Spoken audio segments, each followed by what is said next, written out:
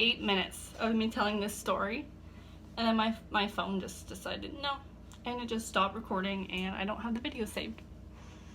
So we're gonna do this again, but like faster, because 8 minutes, whatever. So I'm making cookies. I'm already halfway done because I just spent 8 minutes of my life talking to myself for no reason. Anyway, I thought I'd hop on.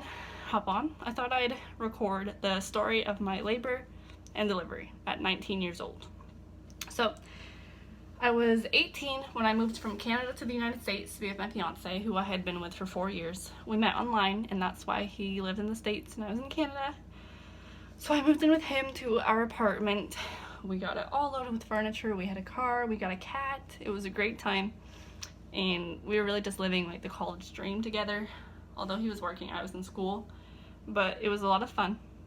I moved in with him July of 2018, and October of 2019, so like a year and a bit later, we found out that we were pregnant. One weekend after getting another cat. So we got a cat, and then found out we were also going to be parents.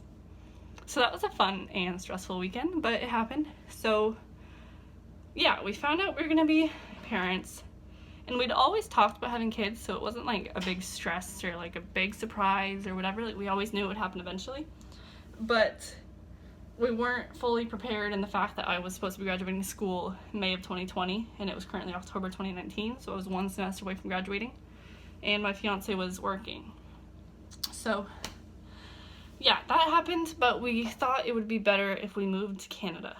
So we picked up everything. We sold our car, we sold everything in the apartment, emptied out an entire apartment, packed up 2 cats. I was pregnant, I was nauseous, I was throwing up. It was the whole thing. And we hopped on 3 planes to Canada when I was about 18 weeks. But that's a whole different story. I'm not even gonna get into that right now. But we ended up in Canada. I was 19 years old, gonna be a young mom, and I was excited, stressed, nervous, everything you can think of, really. But okay, so this is going to be my labor and delivery story, so I can't get off track. Okay, so an average pregnancy is 40 weeks long. And I was due June 21st, 2020. So coming into June, I was 37 weeks, I was full term, I was so excited. I was like, oh my god, anytime it's going to be my turn. I gotta get ready, I'm gonna go into labor any minute. Like, oh my god, what if I wake up in the middle of the night and I have to run to the hospital? And like, I was just getting really excited, really anxious to finally be done with my pregnancy. Not that I didn't love being pregnant, but just I was super uncomfortable, super sore, huge, like, oh. Anyway, I was super excited, and then I turned 38 weeks, and I was like, okay, like, we're almost there. An extra week, what's that gonna do?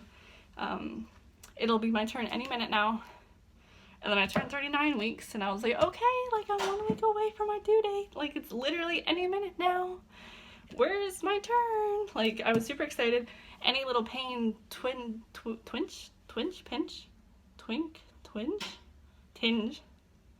I don't know what the word is. Any little pain or twinge of pain? I don't know. Anything I was feeling, I thought it was labor coming. So I was at the point where I was just anxious, and I was like, oh my god, like, anytime, like, it's happening. And then I turned 40 weeks, and I went into my 40-week doctor appointment, the one where, like, you're supposed to have already had the baby, pretty much. And she was like, oh, you don't even look, like, nearly dilated enough to be going to labor soon. So we scheduled an induction where I go into the hospital and they start labor for me, essentially. And I was like, oh, like, sure, we can schedule it, but, like, I'm not gonna make it till then. I was already due last week. Like, I'm gonna have this baby anytime now.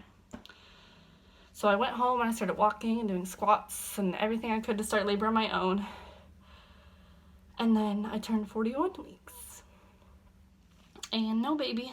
So I had to go the induction route, which I wasn't a fan of. Like, I really was excited to go into labor on my own. But I was, at this point, ready to have the baby.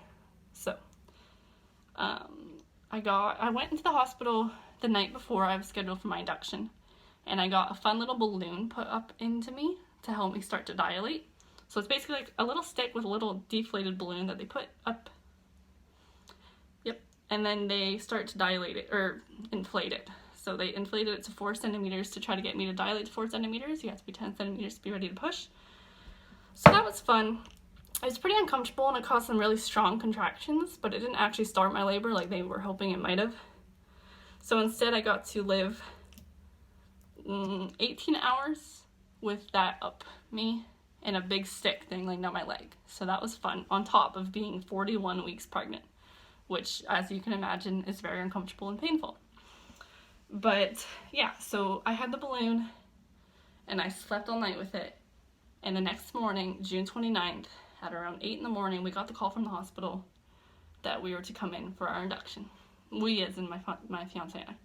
But we got the call. I was super excited, super nervous, super anxious. Like, oh my god, it's finally, like, it's happening. There is no, like, question, it's happening.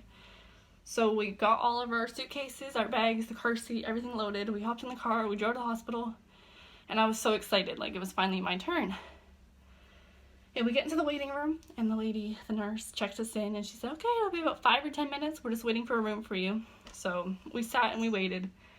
And we waited, and we watched all these other couples get admitted and go into their rooms, and we waited and waited, and I was getting more and more anxious and uncomfortable, and, you know, I was just ready to get situated and get it all on the road. So an hour later, around 9:30 in the morning on June 29th, we got admitted into our room finally. So I got to put on that fun little hospital gown, the one that feels like paper mache, and get fully undressed and organized in my bed. And, like, we took a video of the room. Like, I was like, oh my god, it's happening. I'll try to put it in here. I don't know how to edit, so maybe it'll be here, maybe it won't. But I took a picture of our room. I was like, oh my god, like, this is where I'm going to have a baby. So I was super excited at this point. The resident doctor came in, and she took the balloon out when I was 4 centimeters from the contractions I had had the previous night. And she broke my water for me to start to start labor, which was super uncomfortable and way more graphic than I would have ever pictured. But yeah, so she did that. They hooked me up to an IV, and they started giving me medicine through the IV to kickstart labor and get me dilating and contracting. So I had the IV in, and my contractions started. And I was super excited, but they were uncomfortable. I wasn't really in pain at this point, but, like, they were very uncomfortable. And my nurse had said if I wanted the epidural to get it sooner than later, because it can take up to an hour for the anesthesiologist to come in and get that all organized. So around 4 or 5 centimeters, I opted for the epidural because I was the kind, like, I don't want to feel the pain. I'm the kind of person where I would have the epidural at 8 weeks pregnant, all the way through. Like, I did not want to feel any of it. So I went ahead and got it early before my contractions even started hurting, so I could just have a peaceful, painless labor and delivery. So I got the epidural in, and it was a godsend. I felt amazing. The whole day. It took me from probably 11 a.m. until 12 a.m., like the whole day, to contract and dilate to 10 centimeters. And yeah, so I felt really good. I was napping. The nurse was bringing me, like, popsicles and stuff because I couldn't eat. But my fiance and I were laughing, talking. Like, it was just a really fun time. And I honestly have really great memories of that point. Like, that was a really fun experience for that day, to have being supposed to be having a baby, if that makes sense. So yeah, so I got to 10 centimeters around 12 a.m. on June 30th, and I started having a little bit more discomfort and pain. Like, I was feeling my contractions more than I had been all day. Like, I was pain-free the whole day, and I was, like, telling the nurses, I was like, it's kind of starting to hurt. Like, is that normal? Like, I'm feeling it. Like, I didn't want to be feeling it this much, but if that's what an epidural is, then I guess that's my only choice. And they were like, yeah, you're 10 centimeters, so we're gonna start practice pushing, like, you're gonna feel some more pain and discomfort. So I was like, okay, makes sense. So they started having me practice pushing, and I was like, oh my god, like, it's really hurting, like, are we sure that this is normal? And they were like, yeah, just keep pushing. And so I kept pushing, and then this darling nurse came up and noticed that the epidural catheter, which they put up your spine, had fallen out of my back. So they had been administering this epidural medication into a needle that was not in my body. And it took so long to notice this, regardless of my complaints, that I was completely, like, the epidural had completely worn off. And I was just now all natural, essentially, because I had no medicine in me. So I was 10 centimeters, I was ready to push, I was practice pushing, and I was feeling everything. And this was the last thing I wanted to happen. Like, I didn't want this. I wanted an epidural, I wanted pain-free, to an extent. But nope, here I was, 10 centimeters too late to get the epidural reinserted into my spine, because they say you have to get it before about 9 centimeters so it actually has time to kick in and whatever else. So at this point, I had no choice but to go essentially pain-free. They were trying to give me some medicine through my IV, like to help with the pain. And so at this point, the medicine that they're giving me to induce me to cause the contractions and my baby's heart rate were like fighting. And so they didn't love her heart rate at this point because we'd been on that medication for over 12 hours and like it wasn't doing whatever they're looking for medically. Like it wasn't dropping, but it wasn't variating or something. So they had to clip a little heartbeat monitor instead of over my belly like normal. They had to clip one to her head. So somebody has to go up and clip it to her head while I am over here without any medication to reduce my pain. And she gets stuck under my pelvic bone during the practice pushes. So I'm in excruciating pain at this point. I'm crying, like I'm begging them, like just please give me an epidural again, which they can't. And I'm just completely blacking out because this is the most pain I've ever been in, on top of being 10 centimeters and pushing. I have somebody's arm essentially up me. So I was miserable, you know, like I was just so disappointed that my epidural fell out and like that this was my experience. And after a couple of hours, I couldn't handle the pain anymore, and I couldn't, like, she wasn't going any farther past my pelvic bone, like she was essentially stuck. So that on top of having, where's I going with this? Oh, that on top of having her heart rate not variating, and like they were worried about that and how long we could go with that. I was told that it would be better to have a C-section. So not only did I have a balloon put in me and medicine and I contracted all day and it's been like 18 hours at this point of contractions and pain and I got up to the 10 centimeters and whatever else, that was all for nothing because I had to have a C-section. So I was disappointed about that, but I didn't really have time to actually feel the disappointment because of all the pain I was in, and I was just crying and bawling, and I was like, okay, like let's just do it, like get me out of this pain. So they gave me medication and it was a godsend. I felt nothing. I laid in that bed as they were prepping me for the C-section before we went to the OR, and I felt amazing. Like I knocked out. Like I was so tired and pain-free and just everything. It was 4 a.m. the next day, so it had been almost 24 hours since I started, and I'd only had little cat naps since then. So I felt absolutely amazing. I knocked out until it was time to go to the OR. So they woke me up. They did the little ice cube check where they like run an ice cube up your body to see how numb you are from the waist down, and then you tell them when you can feel it. And so thank God they got everything back up and working through whenever I was knocked out. I don't even know what they did. But yeah, so I felt fine. I was ready for the C-section. I was exhausted. It was just like a lot coming at me at once. Like they were worried about my daughter.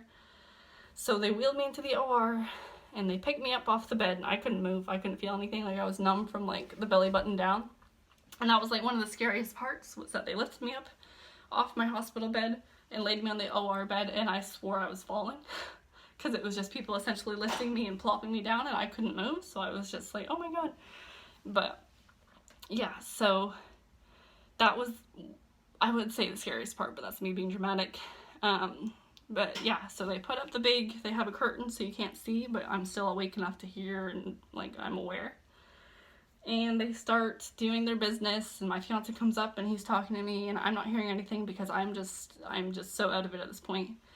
I have an anesthesiologist or something over my other shoulder, like telling me it's okay and like just breathe through my oxygen mask and I'm doing great. And then about a couple minutes pass and I hear her cry, and that made everything worth it. Like I don't care how much pain I was in, I don't care like that I was having a C-section.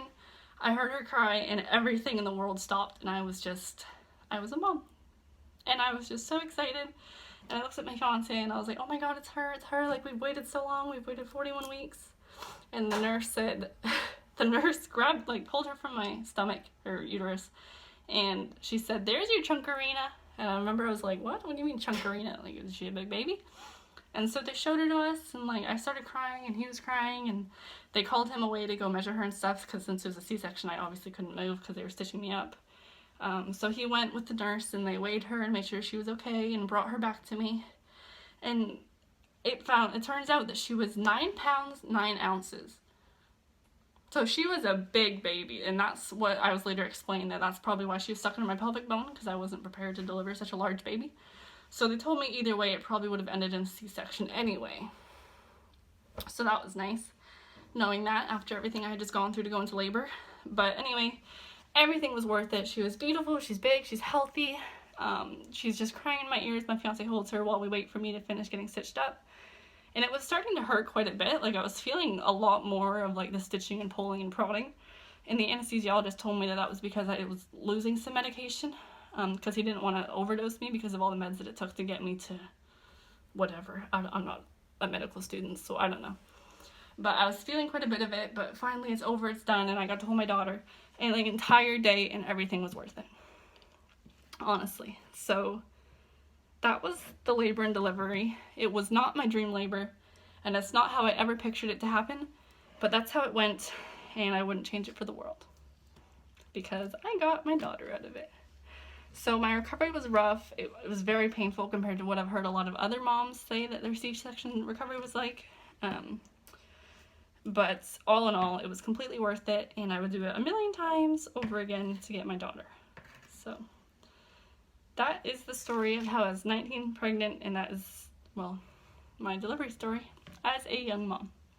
So my future videos, I'm going to go over more like the recovery and my actual pregnancy and moving countries and all of it. Maybe tell the story of how my fiance and I met online.